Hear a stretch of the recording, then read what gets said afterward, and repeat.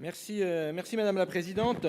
Comme tout au long de cette réforme, le gouvernement s'obstine et affirme qu'il n'existe pas d'autre solution pour financer le futur déficit du système de retraite que le report de l'âge légal de départ à 64 ans. Nous proposons ici une alternative qui ne fait pas reposer tout le poids du financement sur les épaules des Français. Alors que les Français subissent de plein fouet une hausse des prix historiques avec une inflation qui dépasse maintenant les 6%, le gouvernement veut les accabler encore plus en les obligeant à travailler 2 ans de plus. En parallèle, plusieurs grandes entreprises bénéficient de cette situation en enregistrant des profits énormes. On peut notamment parler de l'entreprise Total, mais il y en a bien d'autres, qui a généré des bénéfices de près de 18,8 milliards d'euros au premier semestre 2022, alors que cette entreprise n'a pas payé un seul euro d'impôts en France en 2019 et en 2020.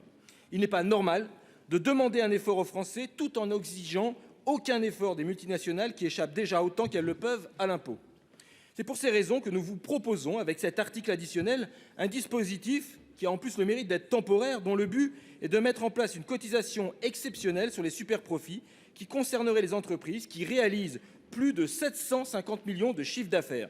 Un superprofit est ici défini comme un excédent d'au moins 25% du résultat imposable de l'entreprise par rapport à un référentiel constitué par la moyenne des 3 exercices 2017, 2018 et 2019 précédents par la pandémie.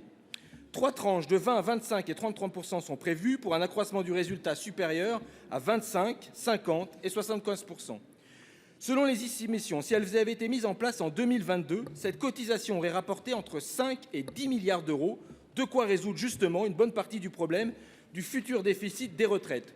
Donc vous voyez, monsieur le ministre, on essaye de vous apporter des solutions et en plus des solutions temporaires qui me semblent pouvant être tout à fait acceptables dans la période actuelle. Merci. Madame Poncet Monge, 34